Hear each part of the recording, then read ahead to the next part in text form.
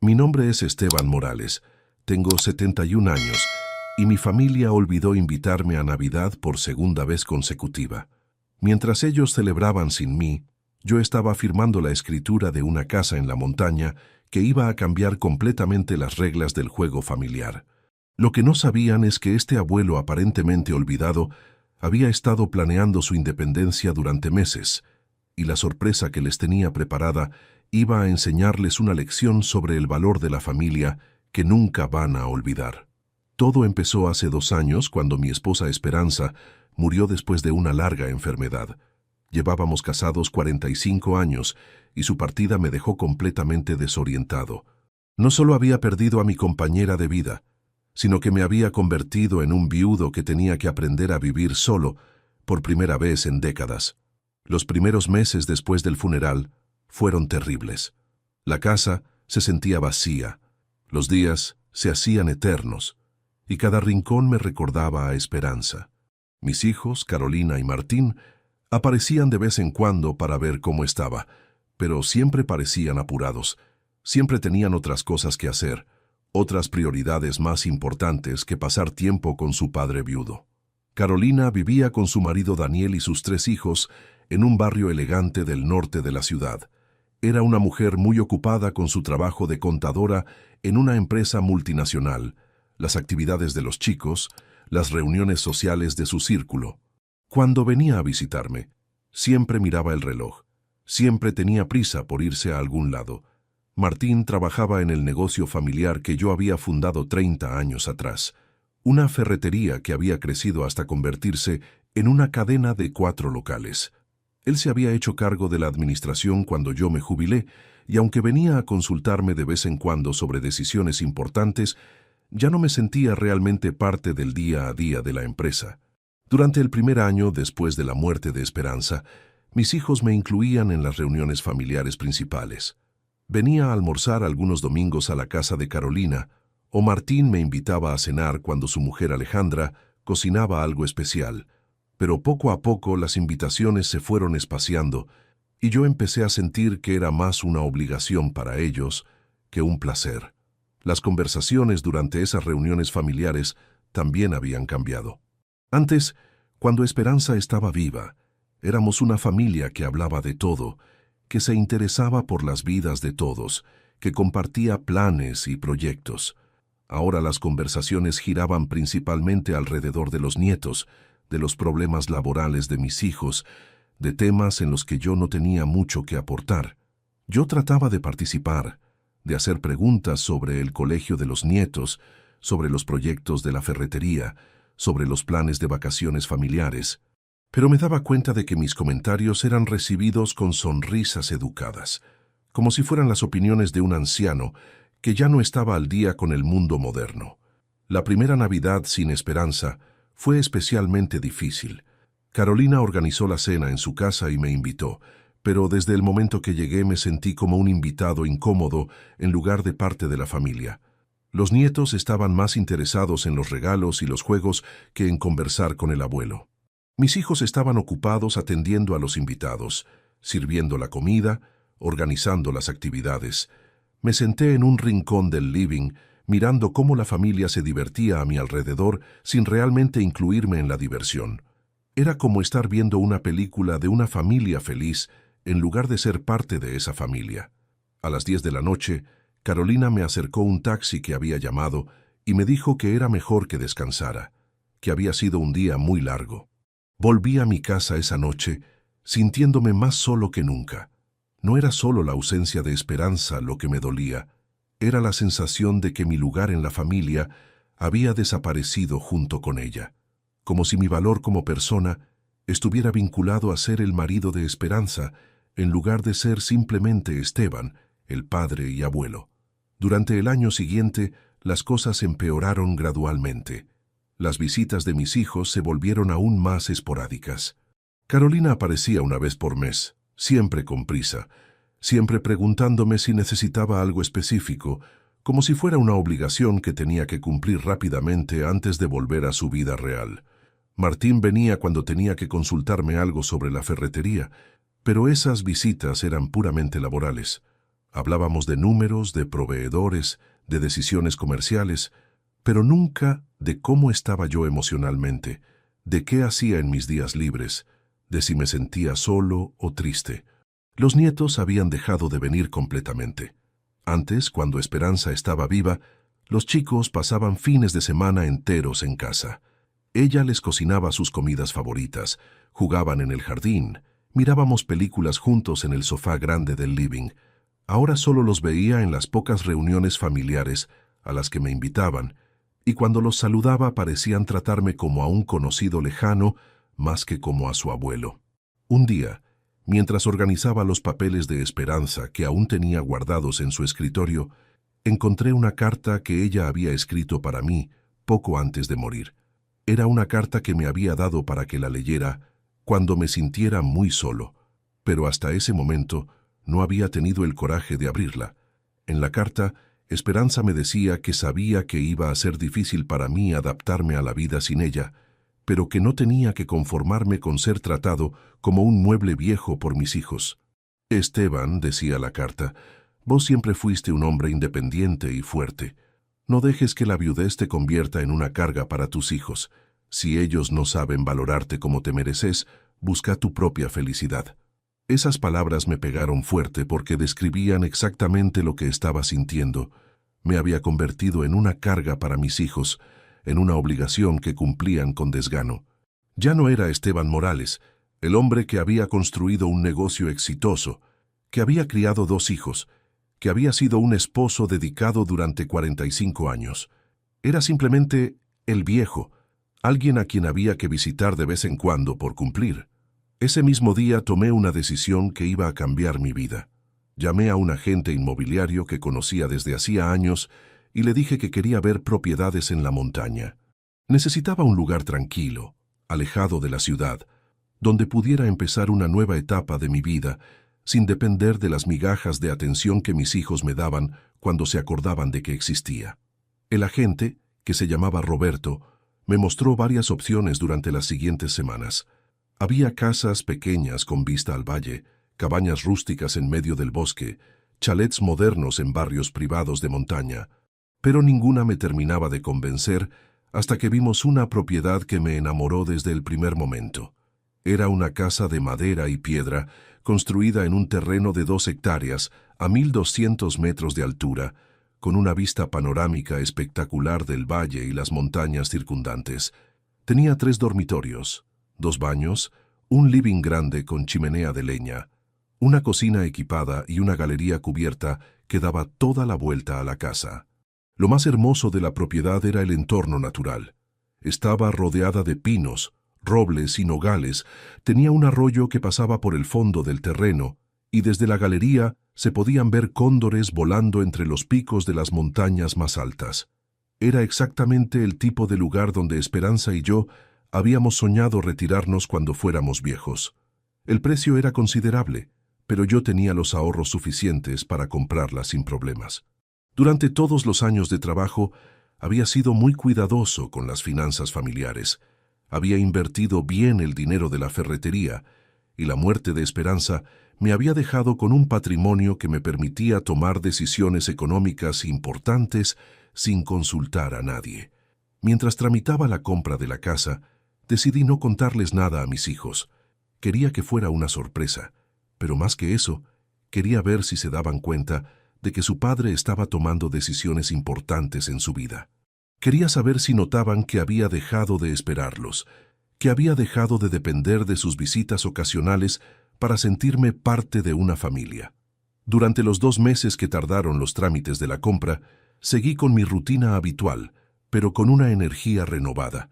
Sabía que se acercaba un cambio importante en mi vida y eso me daba una expectativa que no había sentido desde la muerte de Esperanza.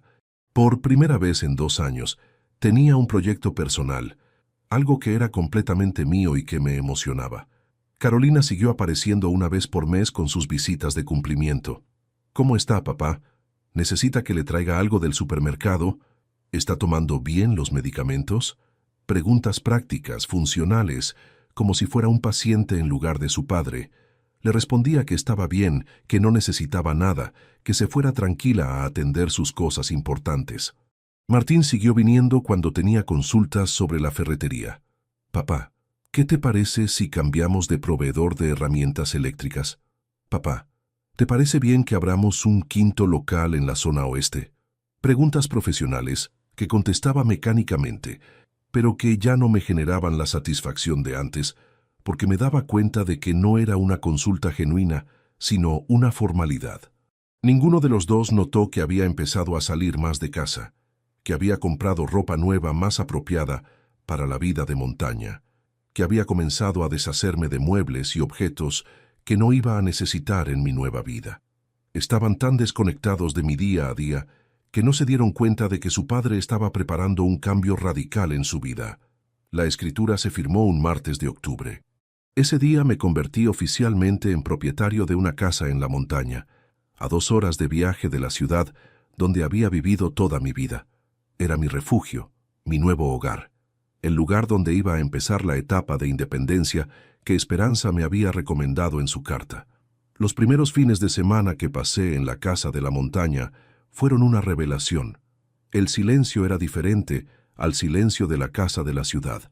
No era el silencio vacío de la soledad, sino el silencio lleno de sonidos naturales, el viento entre los árboles, el agua del arroyo, el canto de los pájaros, el aullido lejano de algún zorro en las noches.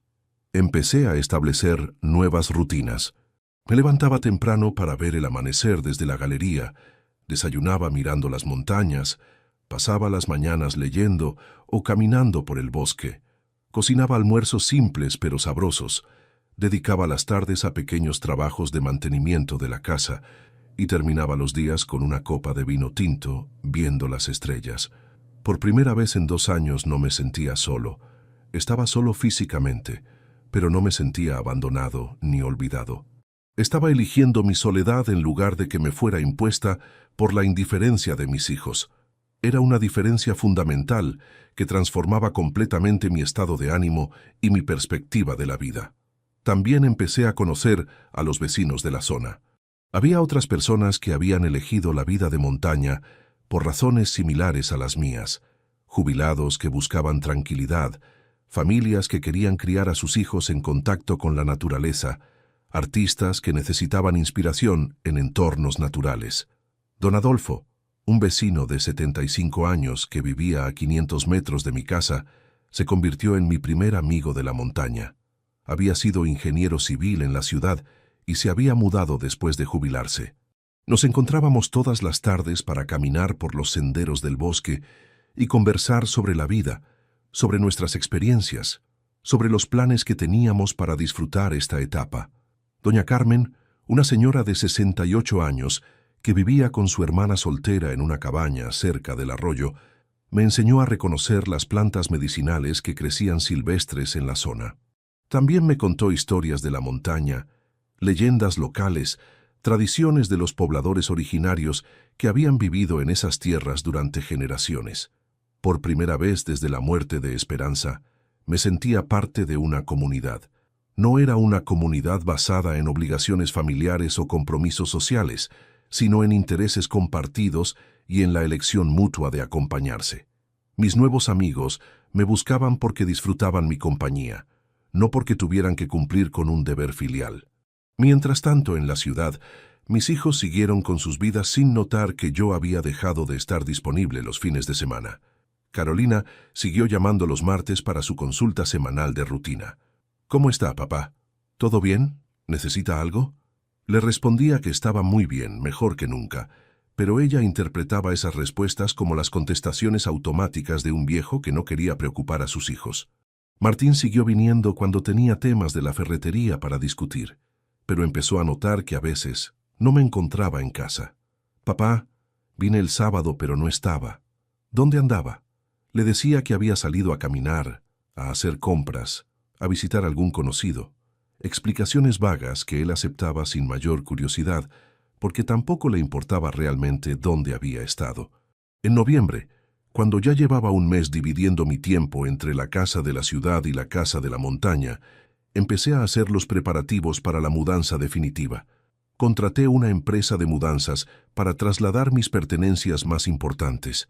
Vendí los muebles que no iba a necesitar. Doné ropa y objetos a instituciones de caridad. Era un proceso emocionalmente complejo, porque implicaba despedirme de la casa, donde había vivido 30 años con esperanza, donde habíamos criado a nuestros hijos, donde habíamos construido nuestros recuerdos familiares más importantes. Pero al mismo tiempo, era liberador porque representaba el comienzo de una nueva etapa que era completamente mía. Decidí que no les iba a avisar a mis hijos sobre la mudanza hasta después de Navidad. Quería ver qué pasaba en las fiestas de fin de año, si me incluían en sus planes o si volvían a olvidarse de invitarme como había pasado el año anterior. Sería la prueba definitiva para saber si realmente me valoraban como parte de la familia o si solo me consideraban una obligación molesta. Durante la primera quincena de diciembre, mientras ultimaba los detalles de la mudanza, esperé alguna mención de los planes navideños por parte de Carolina o Martín. En años anteriores, cuando Esperanza estaba viva, los planes se discutían con semanas de anticipación. ¿Quién iba a cocinar qué? ¿Dónde se iba a hacer la reunión? ¿Qué regalos comprar para los chicos? Todos los detalles que hacen especial una celebración familiar. Pero este año no hubo ninguna mención del tema. Carolina siguió con sus llamadas semanales rutinarias, sin mencionar para nada la Navidad. Martín siguió viniendo con sus consultas sobre la ferretería, sin preguntarme qué planes tenía para las fiestas. Era como si las fiestas no existieran, o como si asumieran que yo no tenía vida social propia para celebrar. El 15 de diciembre, me mudé definitivamente a la casa de la montaña. Fue un día emocionante y melancólico al mismo tiempo. Emocionante, porque finalmente estaba empezando mi nueva vida de independencia. Melancólico, porque estaba cerrando un capítulo de 40 años en la misma casa. 40 años de recuerdos que se quedaban atrás. Esa primera noche en mi nueva casa, mientras cenaba en la galería mirando las luces del valle que se extendía abajo, me sentí en paz conmigo mismo. Había tomado una decisión valiente para un hombre de 71 años. En lugar de resignarme a ser el abuelo olvidado que espera migajas de atención familiar, había elegido construir una nueva vida basada en mis propias decisiones y mis propios deseos. Los días siguientes fueron de adaptación total a la vida de montaña. Aprendí a manejar la chimenea para calefaccionar la casa durante las noches frías de diciembre. Establecí rutinas de compras en el pueblo más cercano, que estaba a 20 minutos en auto. Organicé mis pertenencias en el nuevo espacio, creando rincones de lectura, de trabajo, de contemplación. También empecé a involucrarme más en la vida de la comunidad montañesa. Don Adolfo me invitó a participar en una agrupación de vecinos que organizaba actividades culturales y de integración. Doña Carmen me pidió ayuda para organizar una biblioteca comunitaria en el centro cívico del pueblo. Por primera vez en años me sentía útil, valorado, necesario. El 20 de diciembre, Carolina me hizo su llamada semanal habitual. «Papá, ¿cómo está? ¿Todo bien?» «Sí, hija», le respondí. «Estoy muy bien. Mejor que nunca. ¿Y ustedes qué tal?» «Bien, papá, todos bien. Los chicos con las clases de verano, Daniel con mucho trabajo, yo organizando las vacaciones. Todo normal. Normal». Esa palabra me confirmó que para Carolina todo estaba normal, aunque su padre hubiera desaparecido completamente de la ciudad donde había vivido toda su vida. No preguntó qué planes tenía para Navidad. No mencionó la posibilidad de reunirse. No mostró ningún interés en incluirme en las celebraciones familiares. El 23 de diciembre, Martín apareció en la casa de la ciudad para una consulta sobre un tema urgente de la ferretería. Necesitaba que firmara unos papeles para un crédito bancario que había que aprobar antes de fin de año. Cuando llegó, encontró la casa vacía, con un cartel de «Se vende» en la puerta. Me llamó desesperado. «Papá, ¿dónde está? ¿Qué pasó con la casa? ¿Está bien? ¿Le pasó algo?» Era la primera vez en meses que escuchaba verdadera preocupación en la voz de uno de mis hijos. Pero no era preocupación por mi bienestar emocional. Era pánico por no saber dónde estaba el firmante de los documentos que necesitaba. «Estoy perfectamente bien, Martín», le respondí. «Estoy en mi casa nueva». «¿Tu casa nueva? ¿Cuál casa nueva?» «Papá, ¿de qué está hablando?» ¿Se mudó sin decirnos nada? Sí, me mudé sin decirles nada, igual que ustedes toman decisiones sobre sus vidas sin incluirme en nada. Hubo un silencio largo del otro lado del teléfono. Después Martín me preguntó algo que me dolió profundamente. «Papá, ¿y dónde vamos a hacer Navidad este año?» Como si recién en ese momento se hubiera dado cuenta de que había una Navidad que organizar y que tal vez tenía que incluir a su padre en los planes. «Martín», le dije, «el año pasado ustedes hicieron Navidad sin preguntarme qué planes tenía yo. Este año yo voy a hacer Navidad sin preguntarles qué planes tienen ustedes. Es hora de que aprendan que la familia funciona en los dos sentidos». Le di la dirección de mi nueva casa y le dije que si quería hablar conmigo podía venir cuando quisiera, pero que ya no estaba disponible para ser incluido en último momento cuando a ellos se les ocurría que tenían un padre. También le dije que los papeles de la ferretería los podía firmar cuando viniera a visitarme como corresponde, no como una gestión urgente de último momento. Esa noche Carolina me llamó histérica. «Papá, Martín me contó que se mudó sin decirnos nada. ¿Cómo puede hacer algo así? ¿Por qué no nos avisó? Estamos preocupadísimos. No sabemos nada de su vida. No sabemos si está bien. No sabemos dónde vive». «Carolina», le dije, «durante 2 años ustedes no supieron nada de mi vida emocional. No sabían si me sentía solo, si me sentía triste, si necesitaba compañía o conversación. Solo se preocupaban por saber si estaba tomando los medicamentos y si necesitaba algo del supermercado. Ahora se preocupan porque no saben dónde vivo, pero nunca se preocuparon por saber cómo vivo. Pero papá», me dijo llorando, «nosotros lo queríamos incluir en Navidad. Este año también íbamos a invitarlo». «¿Cuándo me iban a invitar, Carolina? ¿El 24 a la noche cuando ya tuvieran todo organizado? ¿O el 25 a la mañana como una ocurrencia de último momento?» No supo qué responder porque sabía que tenía razón. Durante los 2 años anteriores, me habían incluido en las celebraciones como una obligación de último momento, como si fuera un trámite desagradable que había que cumplir para poder disfrutar tranquilos de las fiestas familiares. Pasé la Nochebuena en mi casa de la montaña, pero no me sentí solo ni abandonado. Don Adolfo me había invitado a cenar con su familia, que incluía a una hija que había venido desde la ciudad con sus nietos. Doña Carmen organizó una reunión de vecinos en la plaza del pueblo con villancicos y chocolate caliente para todos. Fue una Navidad diferente a todas las que había vivido en los últimos años. No había regalos caros ni cenas elaboradas, pero había algo que no tenía en las celebraciones con mis hijos. Había gente que realmente quería estar conmigo, que disfrutaba de mi compañía, que me hacía sentir valorado y querido. El día de Navidad por la mañana, mientras tomaba café en la galería mirando cómo el sol iluminaba los picos nevados de las montañas más altas, recibí varios mensajes de texto de mis hijos. Eran mensajes confusos, algunos de disculpa, otros de reproche, algunos de súplica para que volviera a la ciudad. Carolina me escribió: «Papá, los chicos preguntan por el abuelo. No entendemos por qué se fue sin decirnos nada. Por favor, vuelva para Año Nuevo. Podemos hablar y arreglar todo». Martín me mandó: «Papá, necesitamos hablar. Esto no puede quedar así, somos familia. Somos familia». Esas palabras me hicieron reflexionar mucho. ¿Realmente éramos familia? ¿O yo era simplemente un anciano que compartía apellido con gente que me visitaba por obligación? Durante los últimos 2 años, había sentido más conexión emocional con los empleados de la ferretería que con mis propios hijos. Decidí que no iba a responder los mensajes inmediatamente. Necesitaba tiempo para procesar todo lo que había pasado, para entender qué tipo de relación quería tener con mis hijos en el futuro, para decidir si estaba dispuesto a darles una oportunidad más de demostrar que realmente me valoraban como padre y no solo como una obligación familiar. Los días entre Navidad y Año Nuevo fueron muy reflexivos para mí.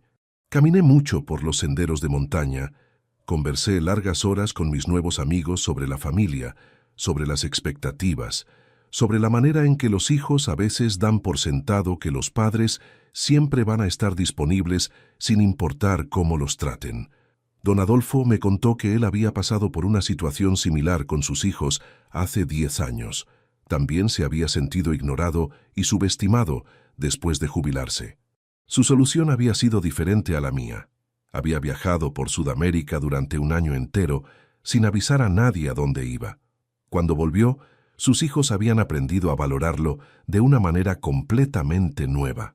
Doña Carmen me aconsejó que no fuera demasiado duro con mis hijos. Los hijos se olvidan de que los padres también tienen sentimientos, me dijo. A veces necesitan un susto para darse cuenta de que no somos inmortales, de que no vamos a estar siempre disponibles para cuando se les ocurra prestarnos atención. El 30 de diciembre, Carolina y Martín aparecieron en mi casa de la montaña sin avisar. Habían manejado 2 horas desde la ciudad para buscarme. Cuando los vi llegar, me dio una mezcla de alegría y tristeza. Alegría porque finalmente habían hecho el esfuerzo de venir a buscarme. Tristeza porque había tenido que desaparecer para que se dieran cuenta de que me necesitaban. «Papá», me dijo Carolina con los ojos llenos de lágrimas, «perdónanos. No nos dimos cuenta de que se sentía tan solo. Pensábamos que estaba bien, que se había adaptado a la vida sin mamá. No sabíamos que necesitaba más atención de nuestra parte». Martín también se disculpó. «Papá, yo pensaba que usted prefería estar tranquilo, que nuestras visitas lo molestaban. Nunca se quejó de nada. Nunca nos dijo que se sentía abandonado. ¿Cómo íbamos a saber si usted no nos decía nada?» Era cierto que nunca me había quejado abiertamente, pero también era cierto que ellos nunca habían preguntado realmente cómo me sentía. Habían asumido que por ser un hombre mayor y aparentemente autosuficiente, yo no necesitaba atención emocional ni compañía familiar regular.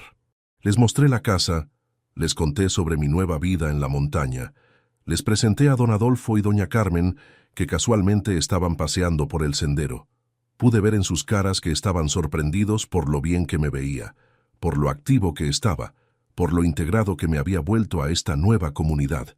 «Carolina», le dije mientras tomábamos mate en la galería, «durante 2 años ustedes me trataron como si fuera un mueble viejo.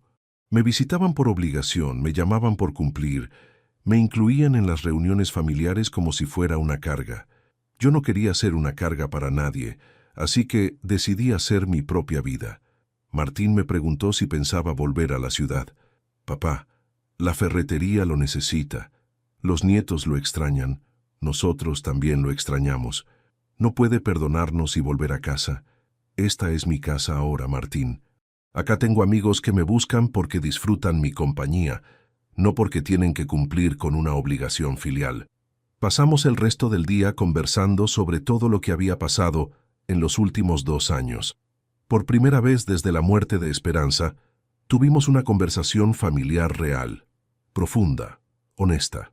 Mis hijos reconocieron que habían dado por sentado que yo iba a estar siempre disponible, sin importar cómo me trataran. También reconocieron que después de la muerte de Esperanza, habían asumido que yo ya no tenía deseos propios, proyectos personales, necesidades emocionales. Me habían encasillado en el rol del abuelo viudo, que solo necesitaba cuidados básicos y visitas de cortesía. Esa noche se quedaron a dormir en mi casa. Carolina durmió en uno de los cuartos de huéspedes y Martín armó una cama en el sofá del living.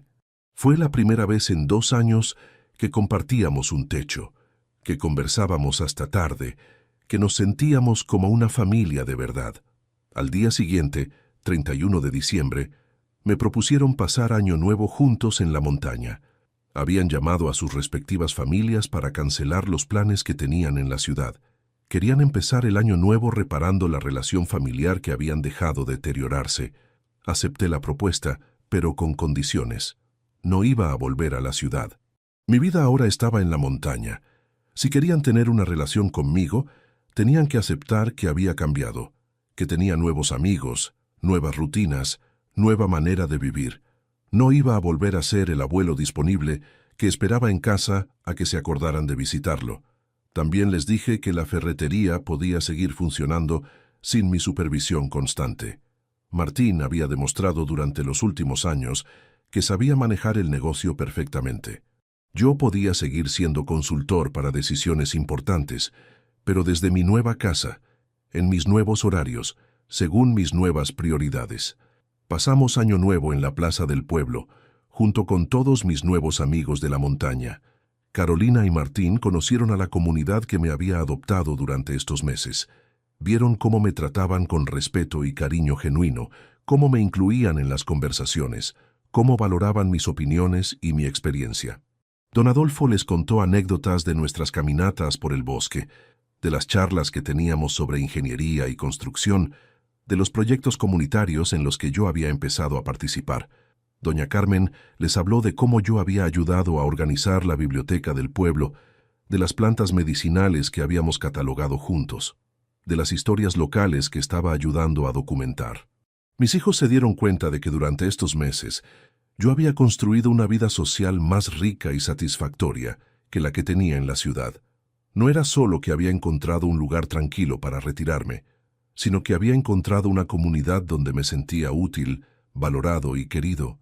A las 12 de la noche, mientras los fuegos artificiales iluminaban el cielo estrellado de la montaña, Carolina me abrazó y me dijo algo que me llegó al corazón. «Papá, ahora entiendo por qué se vino acá. Nosotros lo tratábamos como si fuera invisible. Acá la gente lo ve como realmente es, un hombre inteligente, capaz, con mucho para dar». Martín también reflexionó sobre lo que había visto. «Papá», me dijo, «durante estos años yo pensaba que lo estaba protegiendo de las preocupaciones del negocio. Creía que usted quería descansar, no tener responsabilidades. Pero ahora veo que lo que quería era sentirse útil, seguir siendo parte de algo importante». Esa noche, después de que se fueron a dormir, me quedé despierto en la galería mirando las estrellas y pensando en todo lo que había pasado durante el último año. Había tomado una decisión drástica que había funcionado mejor de lo que esperaba. No solo había encontrado un lugar hermoso para vivir, sino que había recuperado mi autoestima y mi independencia. También había logrado algo que no esperaba. Había hecho que mis hijos reflexionaran sobre la manera en que me trataban. Sin reproches dramáticos, sin peleas familiares, sin ultimátums emocionales, simplemente desapareciendo y construyendo una nueva vida, había conseguido que entendieran lo que habían perdido. Los días siguientes fueron de negociación familiar. Carolina y Martín querían quedarse más tiempo en la montaña para pasar tiempo conmigo, pero también tenían responsabilidades en la ciudad que no podían abandonar indefinidamente. Llegamos a un acuerdo que funcionaría para todos. Yo me quedaría viviendo en la montaña permanentemente, pero ellos vendrían a visitarme cada 15 días, no como una obligación, sino como un plan familiar que todos disfrutáramos. También acordamos que yo bajaría a la ciudad una vez por mes para ver a los nietos, ir al médico, ocuparme de trámites que requirieran mi presencia personal. Carolina me propuso algo que me sorprendió mucho. «Papá», me dijo, «¿qué le parece si compramos una casa acá cerca para pasar los fines de semana largos y las vacaciones? Los chicos van a amar conocer la montaña, y nosotros vamos a poder tener tiempo de calidad en familia». Era una propuesta tentadora, pero también me preocupaba que fuera una manera de controlar mi nueva independencia. «Carolina», le dije, «si compran una casa acá tiene que ser porque realmente quieren vivir esta experiencia, no porque quieren vigilarme o asegurarse de que esté bien cuidado». «No, papá», me respondió, «quiero comprar una casa acá porque me di cuenta de que durante estos años perdimos la conexión familiar. Mamá era la que mantenía unida a la familia, y cuando ella murió, nosotros no supimos cómo seguir siendo familia sin ella. Acá podemos construir nuevos recuerdos, nuevas tradiciones». Martín también hizo una propuesta interesante respecto a la ferretería. «Papá», me dijo, «¿qué le parece si abrimos una sucursal en el pueblo de acá? Es una zona que está creciendo, hay mucha construcción, necesita una ferretería bien surtida. Usted podría manejarla sin la presión de la administración central». La idea me entusiasmó mucho.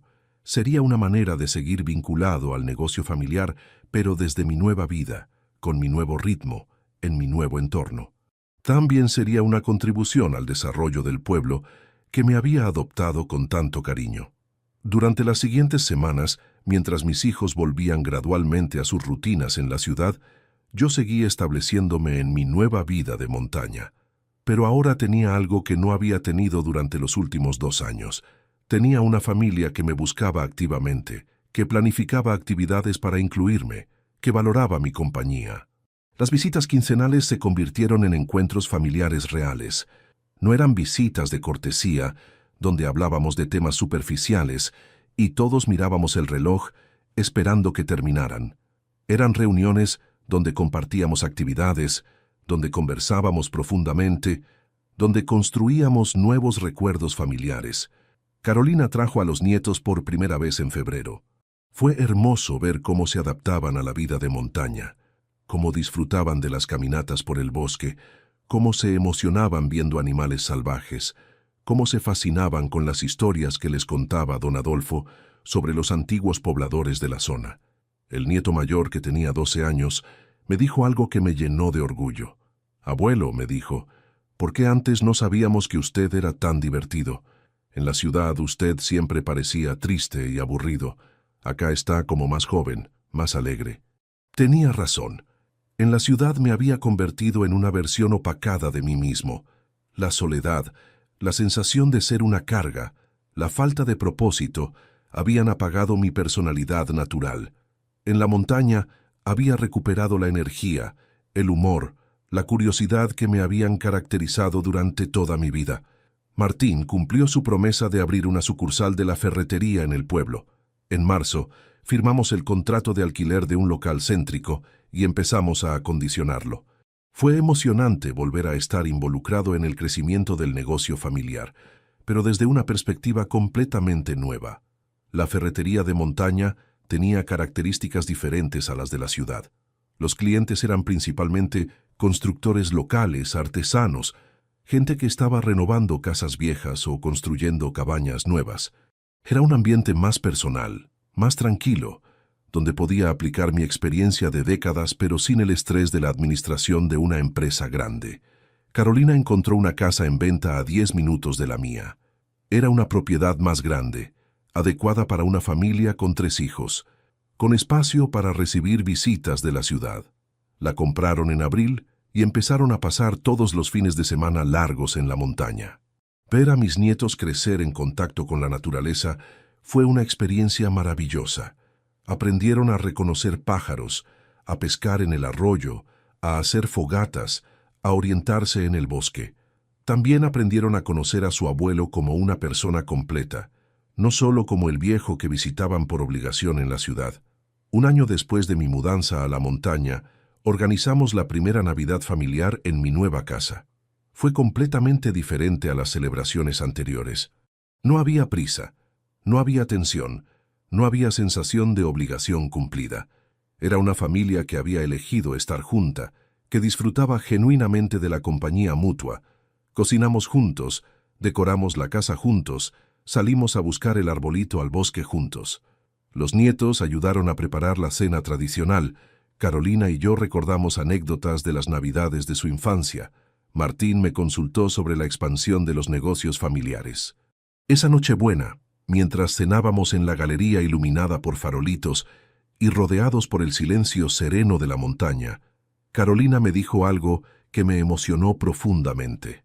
«Papá», me dijo, «esta es la primera Navidad en 3 años donde realmente nos sentimos como familia». Tenía razón. Durante los 2 años después de la muerte de Esperanza, las reuniones familiares habían sido actuaciones sociales donde todos cumplíamos nuestros roles sin conexión emocional real. Ahora éramos una familia que había aprendido a valorarse mutuamente, que había entendido que las relaciones familiares requieren esfuerzo y atención de ambas partes. Martín también reflexionó sobre el cambio que habíamos experimentado como familia. «Papá», me dijo, «cuando usted se fue sin avisar, al principio me enojé. Pensé que había sido una reacción exagerada, que podríamos haber hablado las cosas antes de que llegara a ese extremo. Pero ahora entiendo que era la única manera de que nos diéramos cuenta de lo que estábamos perdiendo. Es cierto que mi desaparición había sido drástica, pero también había sido efectiva de una manera que las conversaciones probablemente no habrían sido. Mis hijos habían necesitado experimentar realmente mi ausencia para entender lo que significaba tenerme en sus vidas. Durante el segundo año en la montaña, mi nueva vida se consolidó completamente. La ferretería del pueblo se convirtió en un punto de encuentro para los habitantes de la zona. No era solo un lugar donde comprar herramientas, sino un espacio donde la gente se encontraba para conversar, para intercambiar noticias, para pedir consejos sobre proyectos de construcción. También me involucré más en los proyectos comunitarios del pueblo. Ayudé a diseñar un centro comunitario que se construyó con la colaboración de todos los vecinos. Participé en la organización de un festival anual de cultura de montaña, que atraía visitantes de toda la región. Me convertí en una especie de cronista no oficial del pueblo, documentando historias y tradiciones locales. Mi relación con Carolina y Martín siguió mejorando mes a mes. Las visitas quincenales se habían convertido en una tradición familiar que todos esperábamos con ansias. No eran visitas forzadas, sino encuentros genuinos donde compartíamos actividades, proyectos, conversaciones profundas. Los nietos también habían desarrollado una relación completamente nueva conmigo. Ya no era el abuelo silencioso que los saludaba educadamente en las reuniones familiares. Era el abuelo aventurero que los llevaba a explorar cuevas, que les enseñaba a construir casitas en los árboles, que les contaba historias alrededor del fuego. Una tarde de otoño del segundo año, mientras Carolina y yo caminábamos por el sendero que lleva al arroyo, me hizo una pregunta que me hizo reflexionar mucho. «Papá», me dijo, «¿alguna vez se arrepiente de haberse venido a vivir acá? ¿No extraña la vida de la ciudad?» La pregunta me sorprendió porque hacía mucho tiempo que no pensaba en términos de arrepentimiento. «Carolina», le respondí, «durante los 2 años después de que murió tu mamá, yo estaba muerto en vida. Vivía en una casa llena de recuerdos pero vacía de futuro, rodeado de una familia que me visitaba por obligación. Acá estoy vivo otra vez. ¿Y nosotros?», me preguntó. «¿Estamos mejor ahora que antes?» «Están mucho mejor», le dije. «Antes me trataban como si fuera un mueble de familia que había que mantener en buen estado. Ahora me tratan como si fuera una persona con sentimientos, opiniones, deseos propios». «Es verdad, papá», me respondió. «Nosotros también estamos mejor. Aprendimos a ser familia otra vez. Después de que murió mamá, no sabíamos cómo relacionarnos con usted sin ella de intermediaria. Ahora tenemos una relación directa, más honesta, más real». Esa conversación me confirmó que mi decisión de mudarme a la montaña había sido correcta no solo para mí, sino para toda la familia. Había sido una sacudida necesaria que nos había obligado a todos a repensar nuestras relaciones, nuestras prioridades, nuestras maneras de demostrar amor y respeto mutuo. Hoy, 3 años después de mi mudanza a la montaña, puedo decir con certeza que fue la mejor decisión que tomé en mi vida después de la muerte de Esperanza. No solo recuperé mi independencia y mi autoestima, sino que recuperé a mi familia de una manera más auténtica y satisfactoria. Mis días están llenos de actividades que me dan propósito y satisfacción. Manejo la ferretería del pueblo con la ayuda de un empleado local. Participo en todos los proyectos comunitarios que se organizan en la zona. Mantengo una vida social activa con mis amigos de la montaña. Y sobre todo, disfruto de reuniones familiares genuinas donde todos elegimos estar juntos. Los nietos ahora pasan parte de sus vacaciones escolares en la montaña. Han aprendido a amar este lugar tanto como yo y han desarrollado una conexión con la naturaleza que los va a acompañar toda la vida. También han conocido a su abuelo como realmente soy. No como el viejo triste de las visitas de cortesía, sino como el hombre activo, curioso y cariñoso que siempre fui. Carolina y Martín han entendido que las relaciones familiares requieren esfuerzo, atención y respeto mutuo. Ya no dan por sentado que yo voy a estar siempre disponible sin importar cómo me traten. Han aprendido a valorar mi compañía, a buscar mis consejos, a incluirme genuinamente en sus vidas. A vos que me escuchaste hasta acá, a vos que me acompañaste en esta historia de abandono familiar y redescubrimiento personal, quiero contarte algo muy importante. A veces, cuando las relaciones familiares se vuelven tóxicas o unilaterales, la mejor manera de repararlas es alejarse temporalmente. No tengas miedo de tomar decisiones drásticas si sentís que tu familia te da por sentado. No tengas miedo de buscar tu propia felicidad si sentís que solo existís para cumplir las expectativas de otros. No tengas miedo de empezar una nueva vida si la vida que tenés no te satisface. La familia verdadera es la que te elige activamente, la que busca tu compañía porque la disfruta, la que te valora por quien sos y no por lo que podés dar. Si tu familia no te trata así, tal vez sea hora de que encuentres una nueva manera de relacionarte con ellos. ¿Qué harías vos en mi lugar? ¿Te quedarías esperando migajas de atención familiar o tomarías control de tu propia felicidad? Contame desde qué ciudad me estás escuchando y contame si mi historia te sirvió para pensar en tus propias relaciones familiares. Porque al final del día, uno no está obligado a tolerar el maltrato solo porque viene de la familia. El respeto se gana y se mantiene con acciones, no con apellidos. Y la felicidad es una decisión personal que no depende de que otros te la otorguen. Mi familia me olvidó 2 Navidades seguidas, pero yo no me olvidé de mí mismo.